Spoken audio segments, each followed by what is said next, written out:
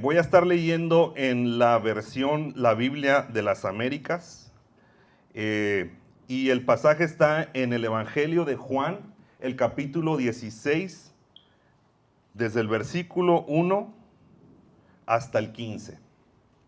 Dice así la palabra del Señor. Estas cosas os he dicho para que no tengáis tropiezo. Os expulsarán de las sinagogas, pero viene la hora cuando cualquiera que os mate pensará que así rinde un servicio a Dios. Y harán estas cosas porque no han conocido ni al Padre ni a mí. Pero os he dicho estas cosas para que cuando llegue la hora os acordéis de que ya os había hablado de ellas. Y no os dije estas cosas al principio porque yo estaba con vosotros. Pero ahora voy al que me envió, y ninguno de vosotros me pregunta, ¿a dónde vas? Mas porque os he dicho estas cosas, la tristeza ha llenado vuestro corazón. Pero yo os digo la verdad, os conviene que yo me vaya, porque si no me voy, el Consolador no vendrá a vosotros. Pero si me voy, os lo enviaré. Y cuando Él venga, convencerá al mundo de pecado, de justicia y de juicio. De pecado porque no creen en mí. De justicia porque yo voy al Padre y no me veréis más. Y de juicio porque el príncipe de este mundo ha sido juzgado. Aún tengo muchas cosas que deciros, pero ahora no las podéis soportar. Pero cuando Él, el Espíritu de verdad, venga, os guiará toda la verdad, porque no hablará por su propia cuenta, sino que hablará todo lo que oiga y os hará saber lo que habrá de venir. Él me glorificará porque tomará de lo mío y os lo hará saber. Todo lo que tiene el Padre es mío, por eso dije que Él toma de lo mío y os lo hará saber. Oremos. Padre, te damos gracias, Señor, por este día. Gracias por tu infinita misericordia y tu infinita bondad hacia con nosotros, Señor.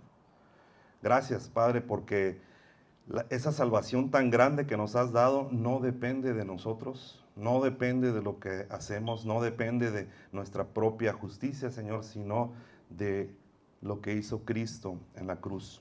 Gracias, Señor, porque hoy podemos juntarnos, reunirnos aquí, Señor, como un solo cuerpo para adorarte, Señor. Te hemos adorado, Señor, por medio de la lectura de tu palabra, te hemos adorado por medio de la alabanza, Señor, de las canciones, por medio de las ofrendas, Señor, y hoy queremos seguirte adorando por medio de la exposición de tu palabra. Padre, gracias, Señor, por la oportunidad que me das de compartir con tu pueblo, Señor. Ayúdame, Señor, para que pueda hablar con claridad, pueda transmitir, Señor, tu enseñanza a tus hijos, Señor. Gracias te doy, Padre, por cada uno de ellos. En el nombre de Jesús, amén. ¿Puede tomar su lugar?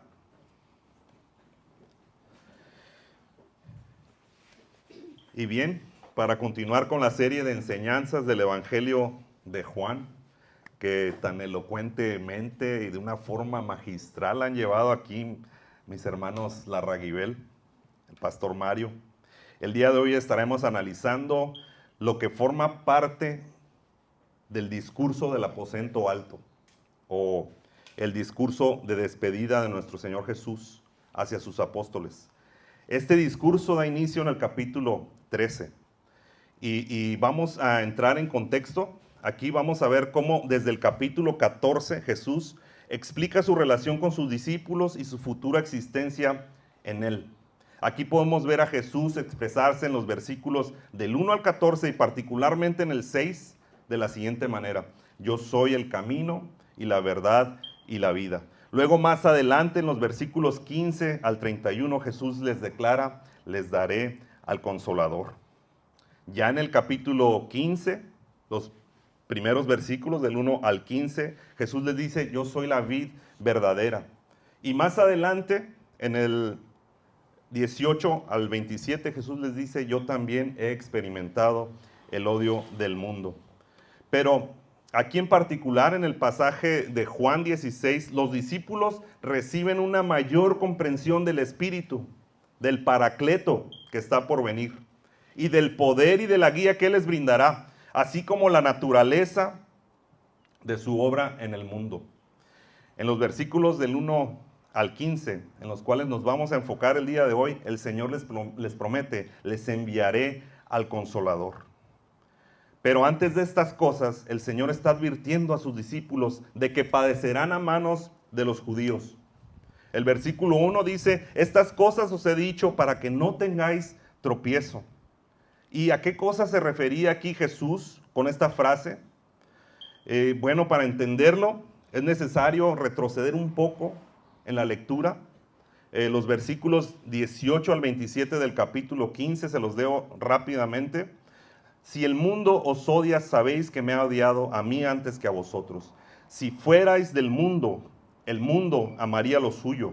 Pero como no sois del mundo, sino que yo os escogí de entre el mundo, por eso el mundo os odia. Acordaos de la palabra que yo os dije. Un siervo no es mayor que su señor. Si me persiguieron a mí, también os perseguirán a vosotros. Si guardaron mi palabra, también guardarán la vuestra. Pero todo esto os harán por causa de mi nombre, porque no conocen al que me envió. Si yo no hubiera venido y no les hubiera hablado, no tendrían pecado, pero ahora no tienen excusa por su pecado. El que me odia a mí, odia también a mi Padre. Si yo no hubiera hecho esto, entre ellos las obras que ningún otro ha hecho, no tendrían pecado, pero ahora las han visto, y me han odiado a mí y también a mi Padre. Pero han hecho esto para que se cumpla la palabra que está escrita en su ley. Me odiaron sin causa.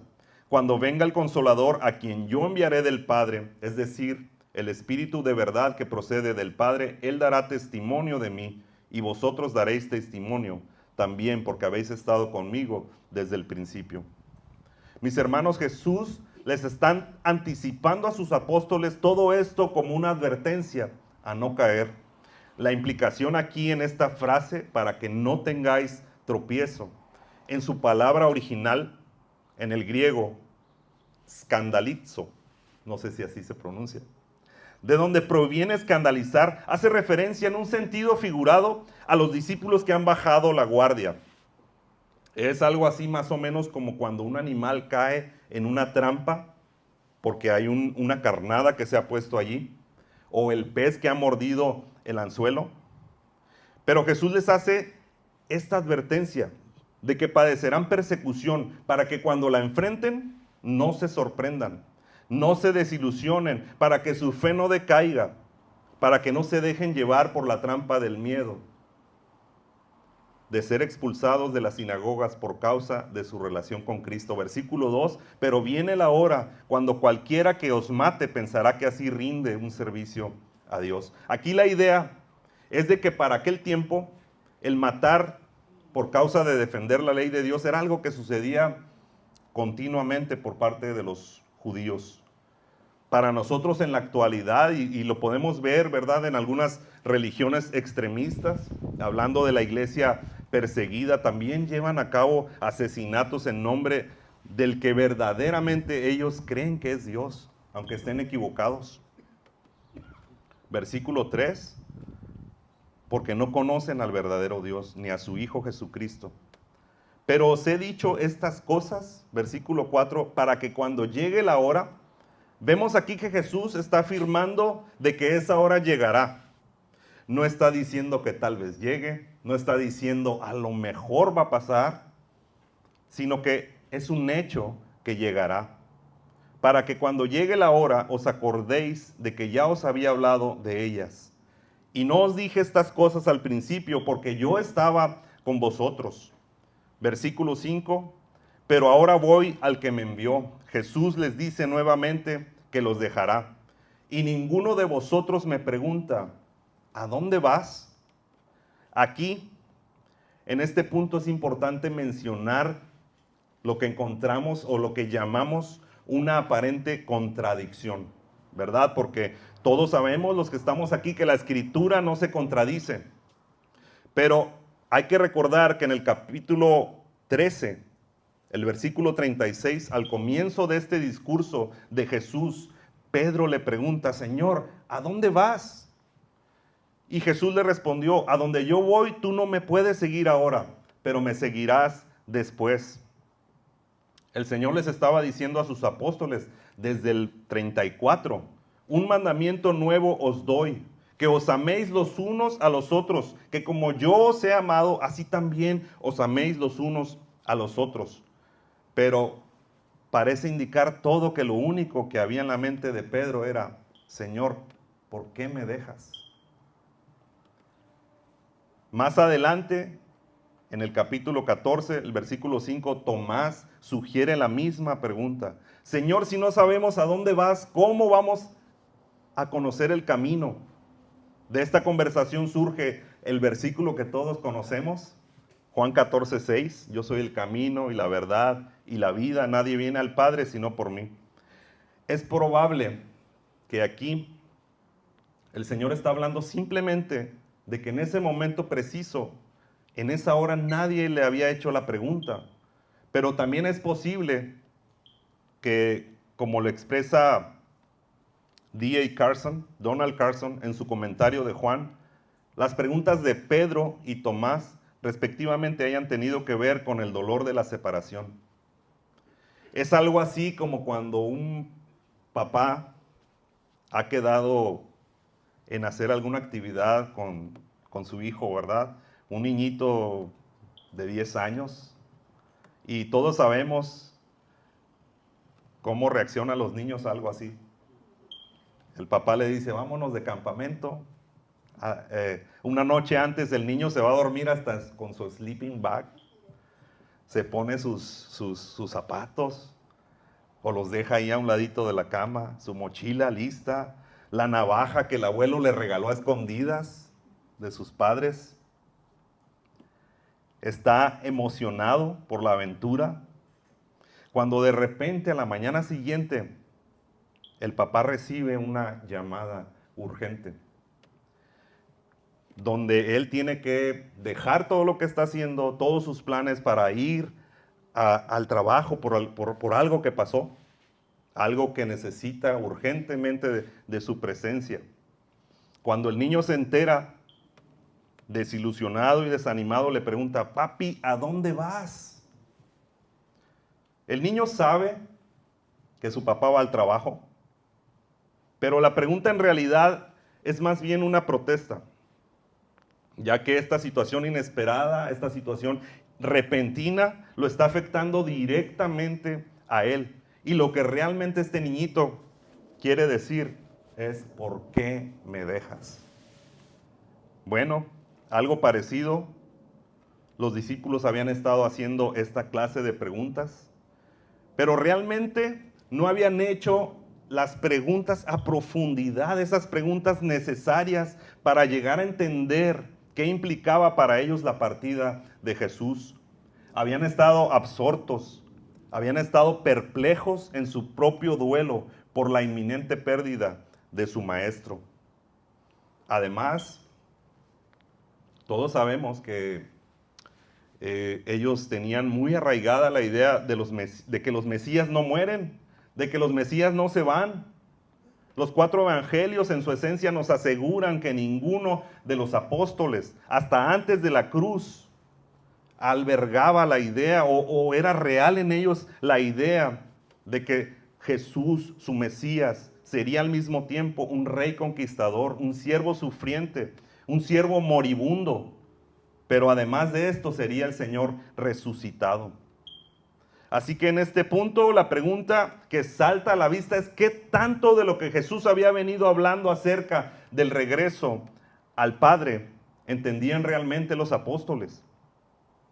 La respuesta es que no lo sabemos. Lo que sí es totalmente innegable, evidente, es que ellos estaban profundamente perplejos. Estaban llenos de tristeza a causa de saber que serían separados de su maestro. Vea el versículo 6. Mas porque os he dicho estas cosas, la tristeza ha llenado vuestro corazón. Jesús les estaba planteando un problema por el cual sus apóstoles estaban atravesando. Una lucha en sus mentes, en sus corazones, por la idea de que su maestro sería arrebatado de ellos. Pero no solo esto, sino que el Señor también les tenía una solución para muchos otros problemas por los cuales iban a atravesar. Versículo 7, pero yo os digo la verdad, os conviene que yo me vaya, porque si no me voy, el Consolador no vendrá a vosotros, pero si me voy, os lo enviaré. Esta no era la primera vez que el Señor tocaba el tema de la necesidad de su partida en este discurso. Él ya lo había venido haciendo desde el capítulo 13, los versículos 33 y 36, el capítulo 14, del versículo 2 al 6.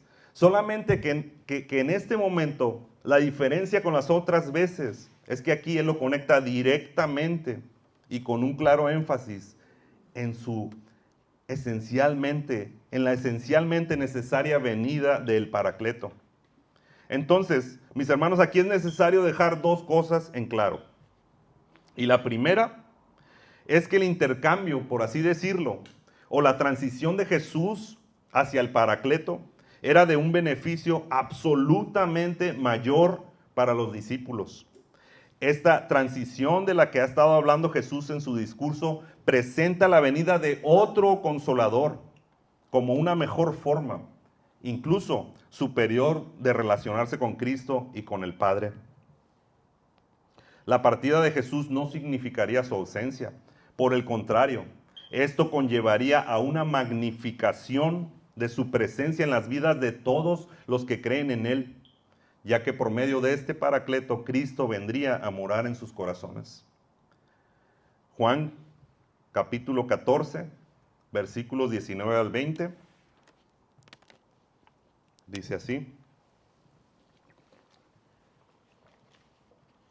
un poco más de tiempo y el mundo no me verá. No me verá más, pero vosotros me veréis porque yo vivo. Vosotros también viviréis. En ese día conoceréis que yo estoy en mi Padre y vosotros en mí y yo en vosotros. La venida del Espíritu Santo también implicaría un nuevo estado de existencia entre el Dios Trino y el creyente. Juan capítulo 20, versículo 31. Pero estas cosas se han escrito para que creáis que Jesús es el Cristo, el Hijo de Dios, y para que al creer tengáis vida en su nombre. La segunda cosa que tenemos que tener en cuenta es que Jesús dejó muy claro que su partida era necesaria para la venida del Paracleto, ya que estando en su cuerpo humano no podía estar en más de un lugar a la vez. En otras palabras, la partida de Jesús significaba que su presencia a través del Espíritu Santo ya no estaría limitada a un solo lugar y tiempo determinados, sino que se convertiría en una parte esencial de la vida del creyente, en todo lugar, en toda era de la vida humana. El Paracleto, el Consolador, el Espíritu de verdad actuaría en las vidas no solo de los creyentes, sino que también haría su labor en el mundo entero. Lo que precisamente nos lleva al tema principal de nuestro pasaje, que trata sobre la obra y ministerio del Espíritu Santo. Hasta aquí fue mi introducción, hermanos. Ahora sí vamos a empezar. El ministerio o la obra del Consolador es revelar y glorificar a Cristo. Esto es por medio de convencer al mundo de pecado, de justicia y de juicio, además de guiar a la iglesia en su vida cristiana. El comentario Zondervan lo cita de esta manera: el Espíritu Santo es un agente del amor de Dios para el mundo y una fuente de seguridad y empoderamiento para la iglesia. Así entonces vamos a ver en primer lugar que el Espíritu Santo convence al mundo. ¿De qué lo convence? Veamos versículos 8 al 11. Y cuando Él venga, convencerá al mundo de pecado, de justicia y de juicio. De pecado porque no creen en mí, de justicia porque yo voy al Padre y no me veréis más, y de juicio porque el príncipe de este mundo ha sido juzgado. Aquí, el verbo usado por el apóstol Juan para comunicar lo que Jesús dijo a sus apóstoles, para convencer al mundo, es el griego elenjo. Y quiere decir acusar, convencer, convicto, redarguir, reprender. Pero lo que en verdad implica este verbo tiene que ver con exponer, con sacar a la luz. Esto en el contexto de una vergüenza por una extrema culpa. Convencer o ser convicto se puede entender en su sentido puramente judicial como emitir un veredicto negativo, independientemente de si la parte condenada admite o no su culpabilidad. Pero si lo usamos en el contexto religioso, puede significar algo así como llevar a alguien a reconocer su propia culpa. Este verbo es utilizado unas 18 veces en el Nuevo Testamento.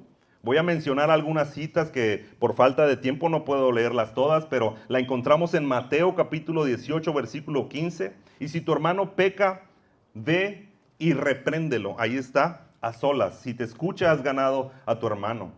Lucas 3:19, pero Herodes el tetrarca, siendo reprendido una vez más, ahí está, por él, por causa de Herodías, mujer de su hermano, y por todas las maldades que había hecho.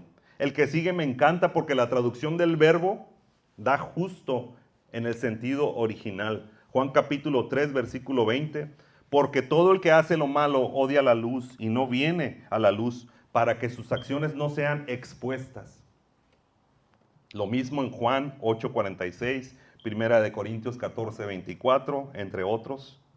Podríamos decir entonces que cada vez que la Biblia usa este verbo es para sacar a la luz el pecado, la culpa de alguien, generalmente con un llamado al arrepentimiento, pero independientemente de si el pecador se arrepiente o no. Con esto en mente, vamos a ver entonces lo que el apóstol Juan nos deja ver en las palabras de Jesús en referencia a cómo el Espíritu Santo lleva a cabo esta obra de convicción en el mundo. En primer lugar, el Espíritu Santo convence al mundo de pecado. Leamos nuevamente el versículo 9. De pecado porque no creen en mí. El Espíritu Santo convence al mundo de su pecado porque la gente que constituye el mundo no cree en Jesús. Si ellos creyeran en Jesús, creerían también en sus declaraciones acerca de su culpa y obedecerían sus mandamientos y se convertirían a Él. De manera que su incredulidad no solo les trae condenación, sino que deliberadamente también les acarrea una completa ignorancia de la necesidad de Cristo en sus vidas. Juan capítulo 3, versículos 18 y 36. El que cree en el Hijo no es condenado, pero el que no cree ya ha sido condenado porque no ha creído en el nombre del unigénito Hijo de Dios. Versículo 36. El que cree en el Hijo tiene vida eterna, pero el que no obedece al Hijo no verá la vida, sino que la ira de Dios permanece sobre él. Y aquí, mis hermanos, encontramos una idea que se ha hecho muy popular en estos días, y es que muchos creyentes creen que solo necesitan recibir a Cristo como su Salvador, pero creen que no es necesario hacerlo su Señor. Dicho de otra manera, como creyente solo necesitas creer para ser salvo, pero no necesitas obedecer. Nada más alejado de la realidad. Pero noten una vez más lo que el versículo 36 dice. El que cree en el Hijo tiene vida eterna. Ahí está, como Salvador. Pero el que no obedece al Hijo no verá la vida. Ahí está, como Señor. Sino que la ira de Dios permanece sobre él. Entonces, podemos decir que la incredulidad del mundo no solamente le asegura que no recibirá vida, sino que también su incredulidad ni siquiera le permite percibir que está muerto y que necesita de aquel que es el camino y la verdad y la vida. El Espíritu Santo pone de manifiesto el pecado del mundo a pesar de su incredulidad. Él convence al mundo de pecado porque no creen en Jesús. Esta obra de convicción del Paracleto está diseñada para atraer a algunos hombres y mujeres del mundo a reconocer su necesidad y por lo tanto voltear su mirada a Jesús y convertirse en creyentes, para así entonces dejar de pertenecer al mundo.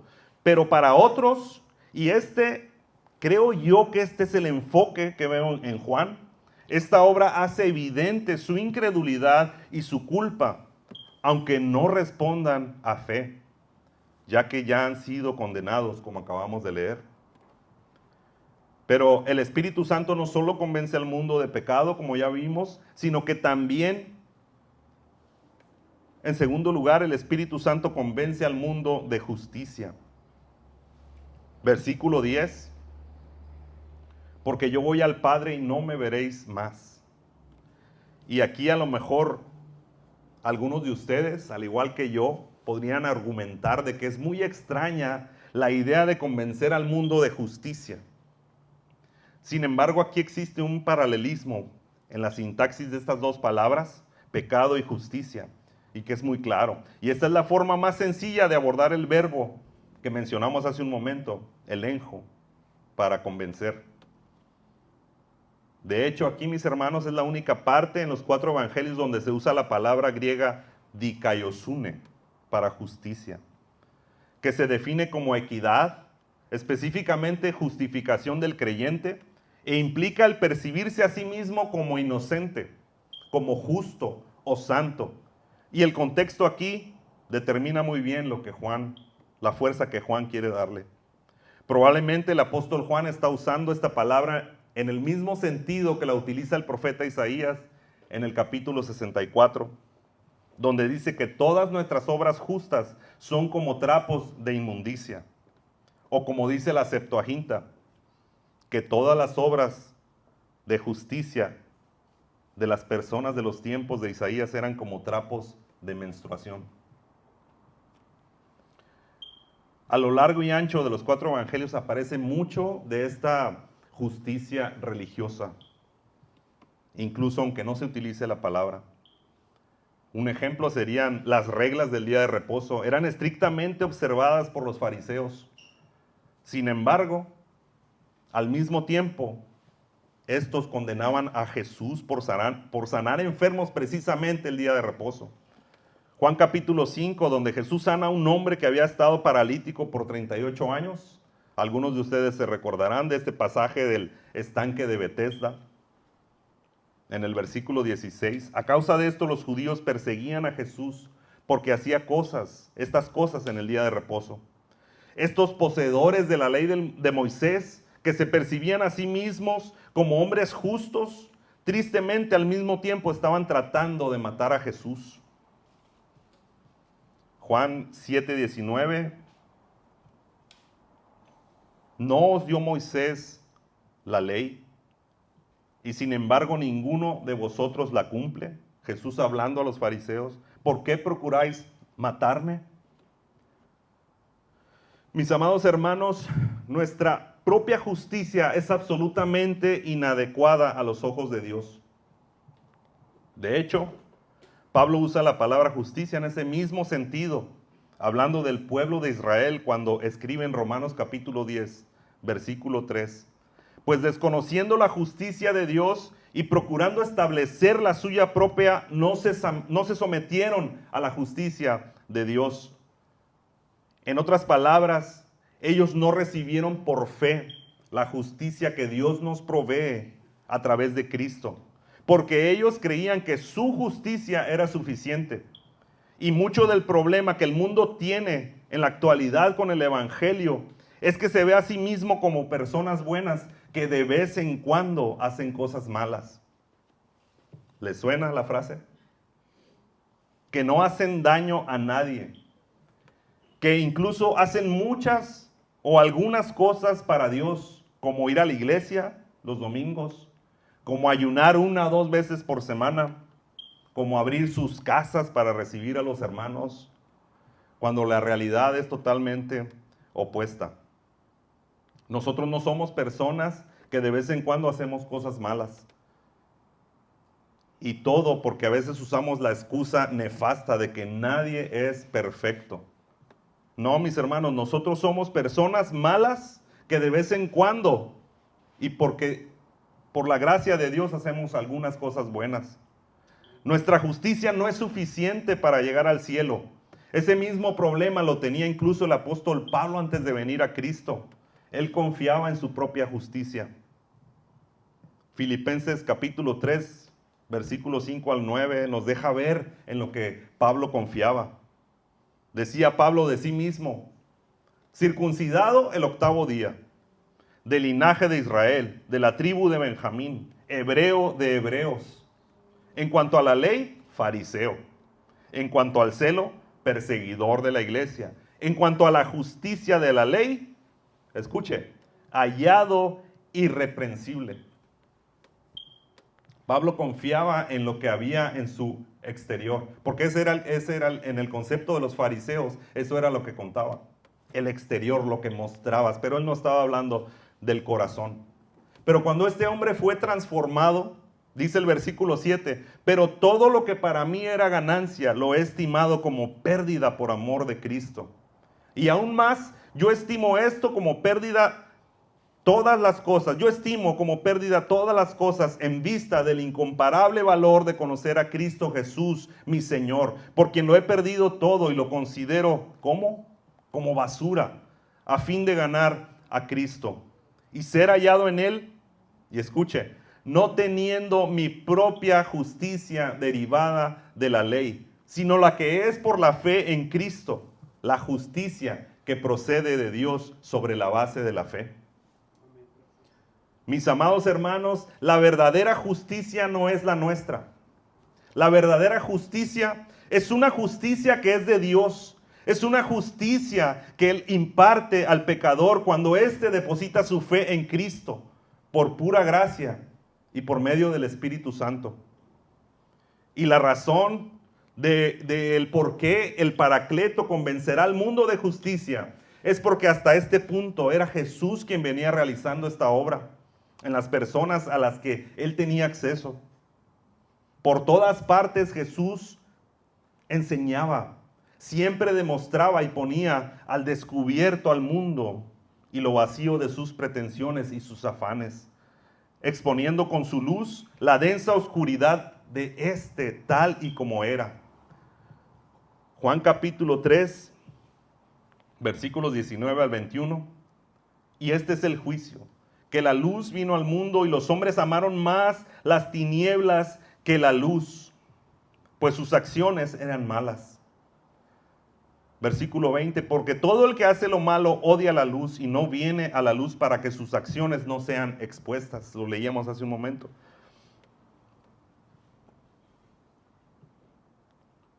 Pero el que practica la verdad viene a la luz para que sus acciones sean manifestadas que han sido hechas en Dios. Pero ahora, mis hermanos, Jesús se va. ¿Y cómo es que se llevará a cabo esta obra de convicción en el mundo? Bueno, será el Espíritu, el Paracleto, el que la lleve a cabo, ahora que Jesús no esté físicamente en el mundo. Y eso será a través de los creyentes. En primera instancia, aquí, de los apóstoles. Y luego continuará con todos los creyentes hasta llegar a nuestros días, donde ahora nosotros debemos hacerle ver al mundo que la buena noticia del Evangelio comienza con la mala noticia de que somos pecadores culpables, que nuestras buenas obras como trapos de inmundicia no son suficientes para resolver el problema. Así que no tenemos otra opción más que dejar de confiar en nuestra propia justicia y recibir por medio de la fe la justicia que Dios ha provisto por medio de nuestro Señor Jesucristo. Él, mis hermanos, obedeció perfectamente la ley, no hay otro. Él obedeció perfectamente la ley de Dios para luego morir en una cruz, siendo totalmente inocente, y lo hizo representando a todos nosotros, a todos los que Él vino a salvar. Y aunque parezca algo increíble, cuando un pecador deposita su fe en Cristo, esa justicia perfecta de Cristo viene a revestirlo totalmente, a cubrirlo por medio de la fe. Eso es lo que pasó cuando usted y yo llegamos a fe. Usted y yo éramos enemigos de Dios, pero cuando todo esto pasa en nosotros, Él nos ve entonces como si nunca en toda nuestra vida hubiésemos matado ni siquiera una mosca. Y nos trata como merece ser tratado Jesús, su amado Hijo. Todo esto solo por medio de la fe, por la obra del Espíritu Santo. Pero por supuesto que para que un pecador vea las cosas del modo que lo hemos expuesto, necesita llevarse a cabo un profundo cambio en su mentalidad. O en este caso, y como continúa diciendo, en su juicio. Eso solo puede ser a través de la intervención del Espíritu Santo. En tercer lugar, vemos que el Espíritu Santo convence al mundo de juicio. Y cuando Él venga, convencerá al mundo de pecado, de justicia y de juicio. Versículo 11, de juicio, porque el príncipe de este mundo ya ha sido juzgado. Y aquí surge una pregunta, y es, ¿en qué sentido el Espíritu Santo viene a convencer al mundo de juicio?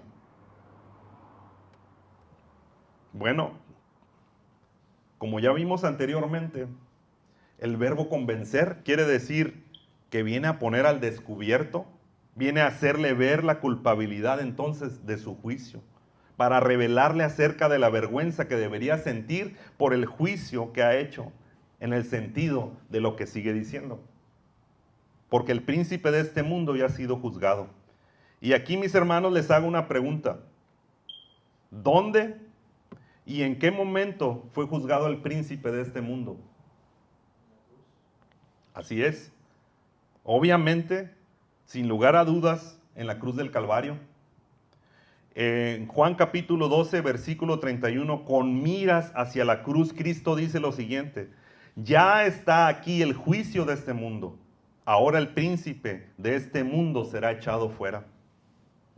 Dicho de otra manera, lo que a los ojos del mundo pareció una triste derrota para Cristo, en realidad fue una indiscutible y total victoria sobre el príncipe de este mundo.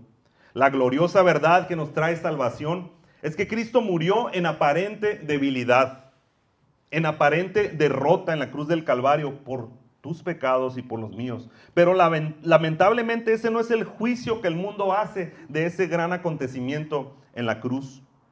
Cuando el mundo evalúa esta gran victoria de nuestro Señor Jesús, hace un juicio erróneo de lo que en realidad pasó allí.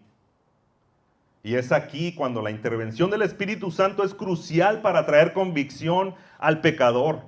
No solamente de que su juicio con respecto a Jesús y su obra redentora en la cruz es totalmente errónea, sino que su juicio equivocado tiene un origen pecaminoso que se ha producido en su corazón.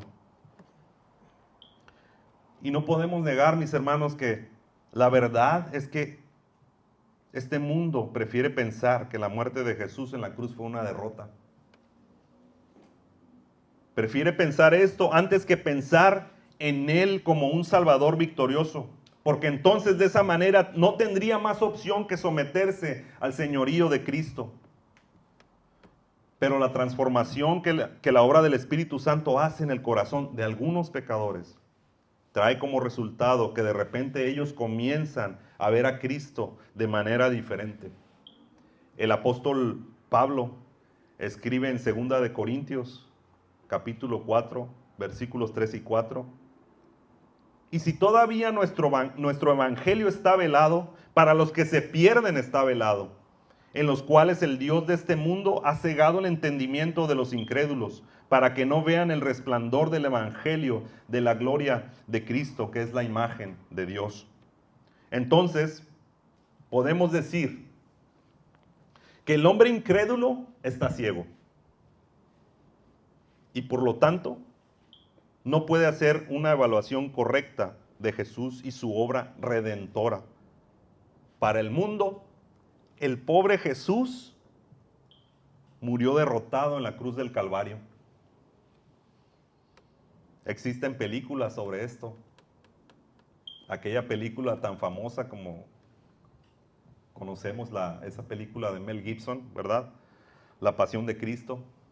Películas como esta retratan esta falsa evaluación, porque nos conducen a sentir lástima por Jesús, en lugar de que entendamos lo que realmente pasó en esa cruz, cuando Él fue herido por nuestras transgresiones, molido por nuestras iniquidades, como dice el profeta Isaías. Y es que, mis hermanos, la realidad es que Cristo está obteniendo la más grande de todas las victorias en la historia de la humanidad. Pero el mundo no puede verlo de esa manera, precisamente porque el diablo ha cegado el entendimiento, para que no pueda ver a Cristo como el gran Salvador victorioso y glorioso que es. Pero Pablo continúa diciendo en el versículo 5, porque no nos predicamos a nosotros mismos, sino a Cristo Jesús como Señor, y a nosotros como siervos vuestros por amor de Jesús.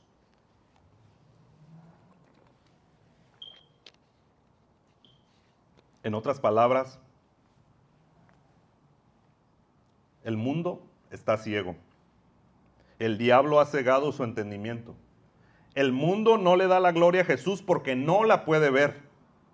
Pero de cualquier manera, como dice el apóstol Pablo, nosotros necesitamos seguir predicando a Jesús como Señor. Y esto le preguntaríamos al hermano Pablo, ¿verdad? ¿Y esto para qué? Pues por lo que sigue escribiendo en versículo 6.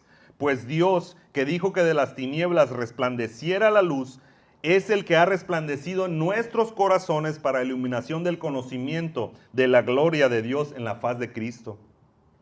Podemos decirlo así. Cuando se predica el Evangelio, la palabra de Dios fielmente, y los pecadores escuchan, es el Espíritu Santo quien hace su obra de convencimiento, en algunos para salvación, abriéndoles el corazón para que puedan escuchar la voz de Dios diciéndoles sea la luz. Y ellos comiencen a ver a Jesús como el ser más maravilloso que existe y puedan entregar absolutamente toda su vida a Él. Nuevamente, eso es lo que el Espíritu Santo hizo en tu vida y en la mía cuando Cristo nos llamó a salvación.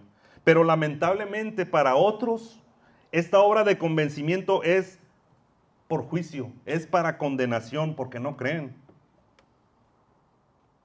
Entonces, hasta aquí podemos darnos cuenta que lo que realmente se necesita para transformar a un pecador y salvarlo de su condenación eterna tiene que ser absolutamente algo divino. Tiene que ser Dios obrando por medio del Espíritu Santo.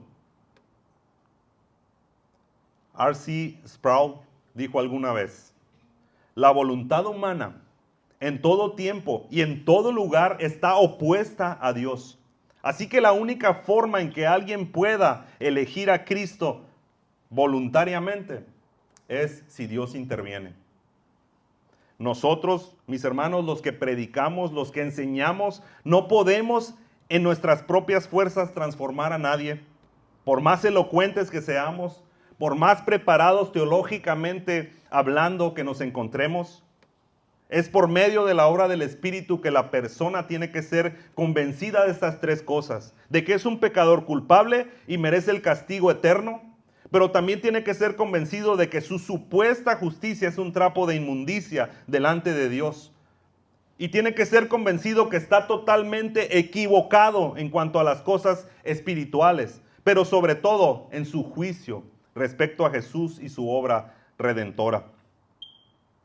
Pero el Espíritu Santo no solo vino a hacer todo esto que acabamos de ver aquí, pues Cristo continúa diciendo a sus apóstoles que el Espíritu de verdad, el Paracleto, vendría en ayuda de ellos para continuar con lo que Jesús había venido haciendo en su ministerio terrenal. El Espíritu Santo los guiará a toda la verdad. Versículo 12. Aún tengo muchas cosas que deciros, pero ahora no las podéis soportar. Es posible, ¿verdad?, que aquí se tratara de que los discípulos estaban aún en un estado de inmadurez espiritual, pero también es posible que Jesús les dijera esto por la razón de que todavía no se cumplían los eventos cruciales de su obra redentora. Es decir, su crucifixión, su muerte, su resurrección y su posterior ascensión al Padre. En ese momento ellos no podían entender lo que entendieron cuando todas estas cosas pasaron. Luego de que estos acontecimientos gloriosos en la persona de nuestro Señor Jesús se cumplieron, todas las piezas de ese rompecabezas que había en sus mentes comenzarían a encajar una por una.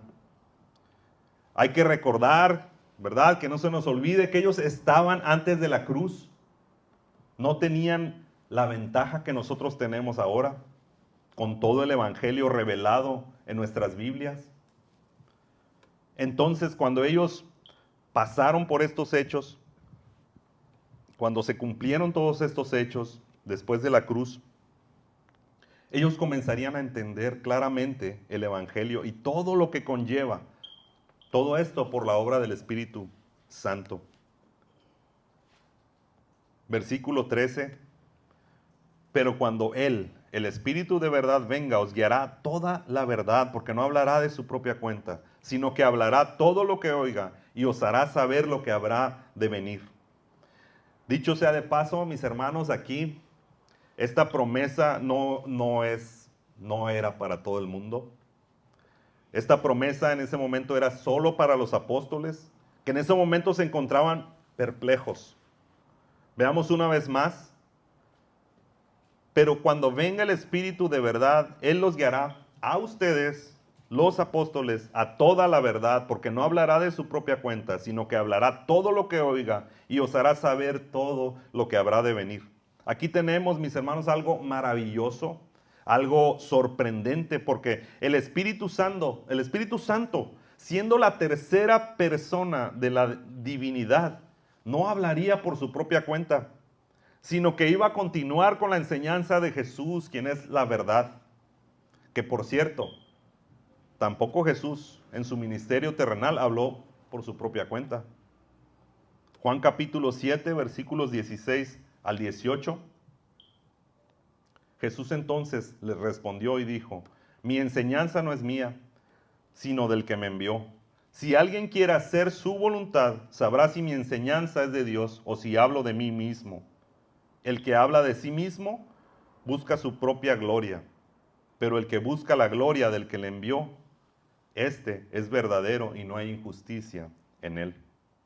Esto, mis hermanos, debe hablarnos fuertemente a aquellos que enseñamos la palabra de Dios. Si el Hijo de Dios encarnado tuvo el cuidado de transmitir fielmente el mensaje del Padre, y el Espíritu Santo ahora vendría también a comunicar lo que el Padre y el Hijo querían revelar, ¿cuánto más nosotros debemos hacerlo también? Con sumo cuidado, con temblor, con temor, porque es una responsabilidad enorme estar parado aquí frente a la iglesia, comunicar el mensaje de Cristo.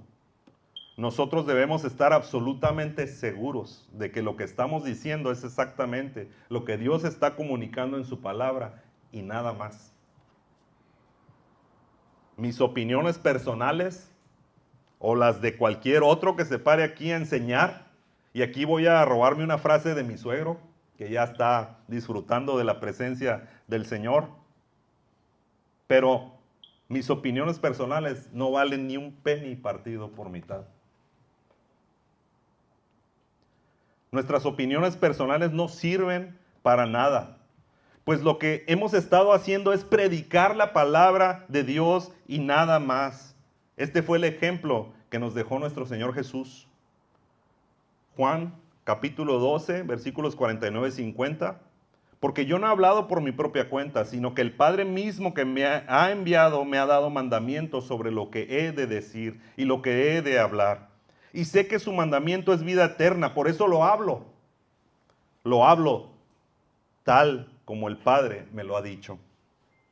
Y ahora vendría el Espíritu Santo enviado por el Padre y el Hijo al mundo, y no viene a hablar por su propia cuenta, sino a continuar enseñando lo que Jesús comenzó a enseñar cuando estaba en el mundo.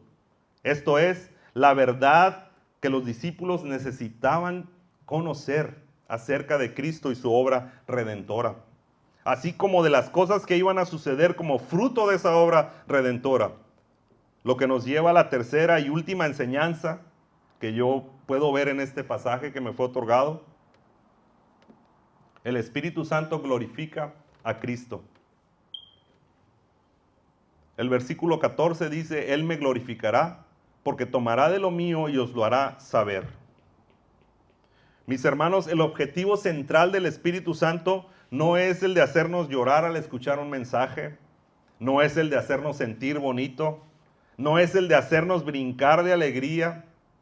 Claro, Él puede hacer todo eso y más, pero su objetivo central es el de glorificar a Cristo, exaltar a Cristo, tomando lo que es de Cristo, es decir, viene tomando todo lo relacionado con Cristo, con su obra, sus enseñanzas, y así de esa forma hacérselo saber a los apóstoles. Aquí el Señor viene a reforzar, por así decirlo, lo que en Juan 14:26 ya les había prometido. Pero el Consolador, el Espíritu Santo, a quien el Padre enviará en mi nombre, Él os enseñará todas las cosas y os recordará todo lo que os he dicho. Por esta razón es que después de años de que pasaron todos estos acontecimientos, los apóstoles, inspirados por el Espíritu Santo, pudieron escribir los evangelios y relatar palabra por palabra los maravillosos discursos y enseñanzas de nuestro Señor. ¿Cómo iban a hacerlo? ¿Cómo iban a recordar?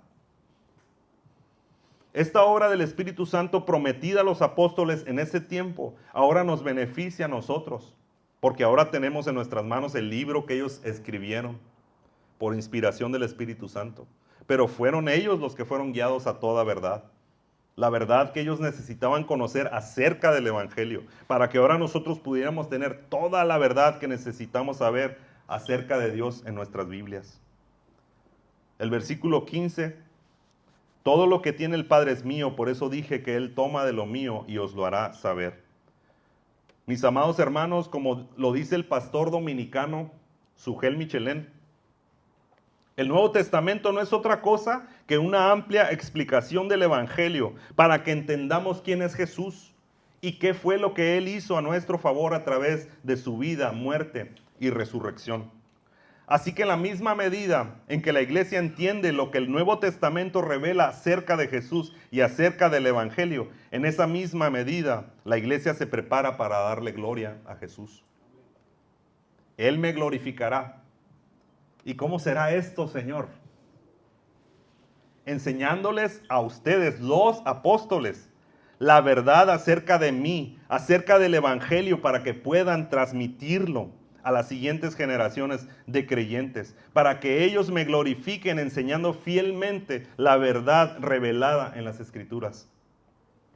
Porque este pasaje, y en especial los versículos 13 y 14, han sido bastante mal interpretados entre los creyentes de nuestro tiempo, para creer que no se necesita un estudio minucioso de las Escrituras para poder enseñar a otros, porque la inspiración del Espíritu será guiarlos a la verdad en toda circunstancia.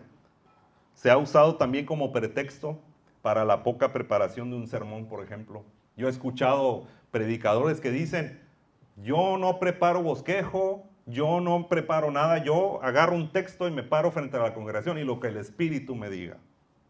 Se ha usado como pretexto. Me encanta cómo lo explica D.A. Carson en su comentario. Dice, la enseñanza de este texto nos libra de dos extremos igualmente peligrosos y dañinos para la iglesia. Uno es el de un cristianismo emocional, totalmente falto de doctrina, y por otro lado el extremo de llevar un cristianismo lleno de ortodoxia, pero falto de emoción. En conclusión, mis amados hermanos, y ya con esto vamos a terminar. Hoy hemos visto que el Espíritu Santo hace la obra de convencer al mundo de pecado, de justicia y de juicio. Pero también hemos visto que el Espíritu Santo glorifica a Cristo tomando lo que es de Él para comunicarlo fielmente a los escritores de la Biblia, para que a su vez hoy tengamos completo todo el consejo de Dios para ayudarnos en nuestra vida como creyentes, para ir conociendo más y más a Dios en Cristo y su obra redentora. Pero también aquí tenemos un llamado para todos aquellos que enseñamos la palabra de Dios en nuestras iglesias. Y es a que prediquemos el mensaje que fue revelado, la verdad de Cristo que fue revelada a los escritores de la Biblia, tal y como está escrita en ella. A que no hablemos por nuestra propia cuenta, sino que hablemos las sanas palabras de la doctrina de Cristo. Así como Él habló solo lo que el Padre le dijo que hablara. Así como el Espíritu Santo habló a los escritores de la Biblia, comunicándoles exactamente lo que escuchó del Padre y del Hijo. Que nos sometamos a la autoridad de Cristo, así como las tres personas de la Trinidad están sujetas una a la otra, aunque son iguales en autoridad y en divinidad. El llamado aquí para todos nosotros que formamos parte de la iglesia de Cristo es a no caer en ninguno de los dos extremos que mencionamos hace un momento. Dios nos libre, mis hermanos, de caer en vivir un cristianismo lleno de emoción, pero falta de conocimiento. del Dios que adoramos y que servimos. En otras palabras, usted y yo necesitamos conocer al Dios que adoramos, porque si no le conocemos, estamos adorando a un Dios que no es el de la Biblia, a un Dios que no es el que Cristo nos mostró en su caminar por este mundo y que les mostró a los apóstoles para que a su vez ellos lo comunicaran a las siguientes generaciones. Entonces, nuestro llamado aquí es a tener un amor y un deseo cada vez más fuerte por el estudio profundo de las Escrituras. El Espíritu Santo no nos va a dar la iluminación que necesitamos de la Escritura si no la estudiamos, si no la conocemos. Inclusive deberíamos memorizarla en la medida de nuestras capacidades. Usted y yo necesitamos estar empaparnos todos los días de la Biblia. Lo que en muchas iglesias locales de hoy en día abunda es la idea de que la doctrina no sirve para ganar almas y que es mejor impartir mensajes llenos de motivación para que los congregantes se sientan cómodos y no se ofendan. De verdad, mis hermanos, es decepcionante, pero muchos creyentes se alimentan solo de lo que reciben el domingo durante el servicio, pero en toda la semana no tocan sus Biblias. Pero eso sí, la tienen abierta en el Salmo 91, la tienen abierta en el Salmo 23 como si fueran amuletos de la buena suerte. Créanme que he estado en una congregación así, donde entre más emoción, mejor evidencia de crecimiento espiritual, donde entre más diezmas, mejor es tu relación con Cristo. Y aquí no estoy diciendo que no debes ofrendar de tu dinero. Por el contrario, si no lo estás haciendo, estás en pecado y debes arrepentirte y comenzar a hacerlo, porque es una instrucción que tenemos, una ordenanza que tenemos para la iglesia.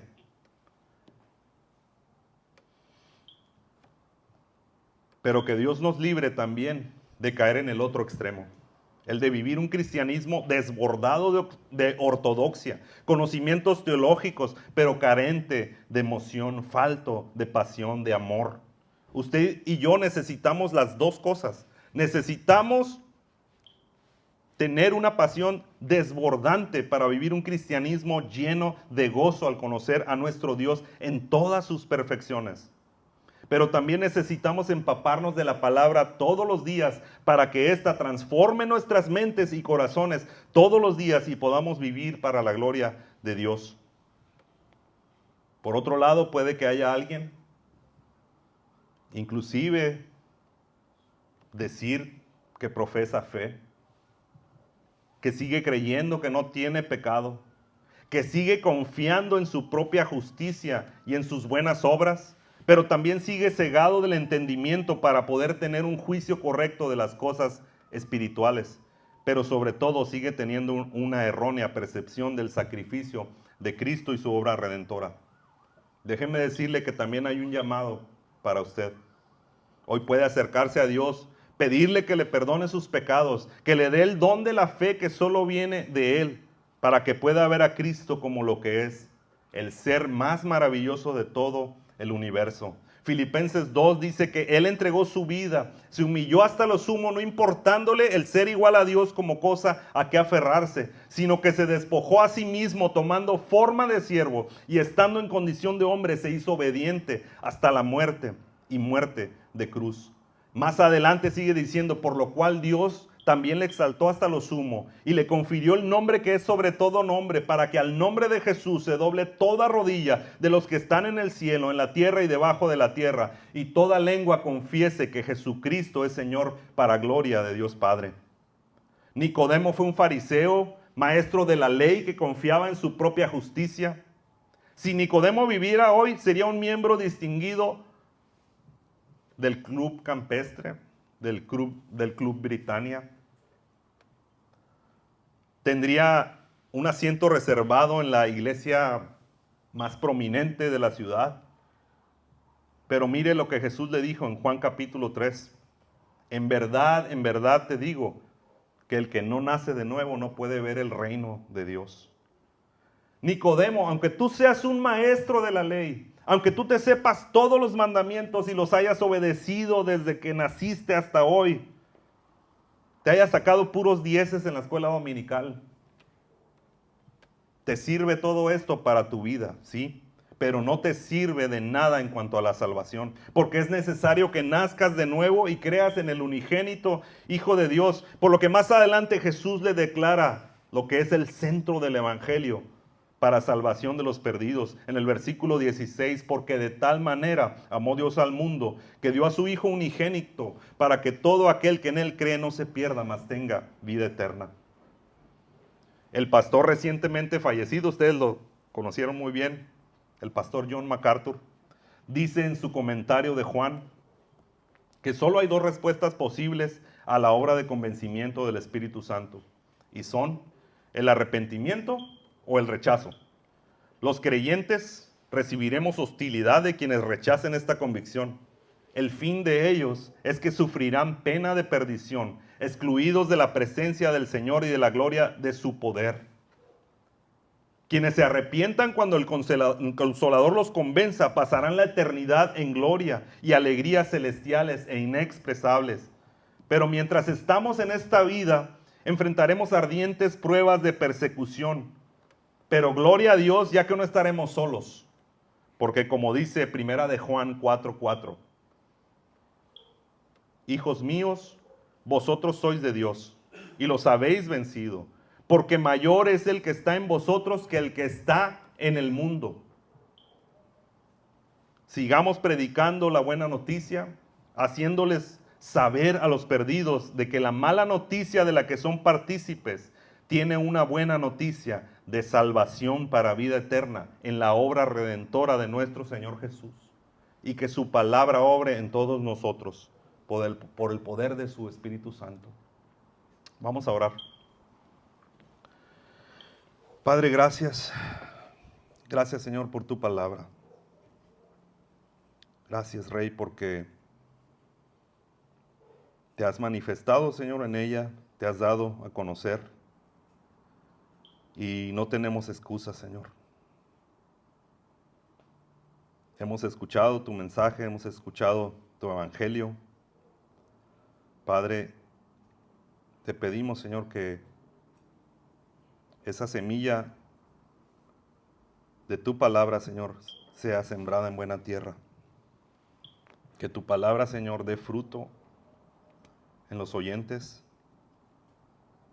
y que podamos, Señor, llevarla a la práctica, que podemos aplicarla, no solamente escucharla, Señor, sino llevarla a cabo.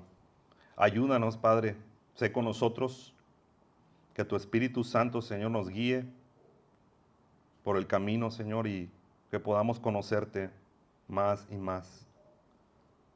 Gracias, Señor, porque has puesto en nosotros de tu Espíritu, nos has salvado, nos has regenerado, Señor. Y estamos caminando, Señor, en una santificación, Señor, en la que tu Espíritu Santo actúa con nosotros todos los días, revelando a Cristo, glorificando a Cristo. Ayúdanos, Señor, y sé con nosotros, Padre. Gracias por tu palabra, Señor. En el nombre de Jesús. Amén.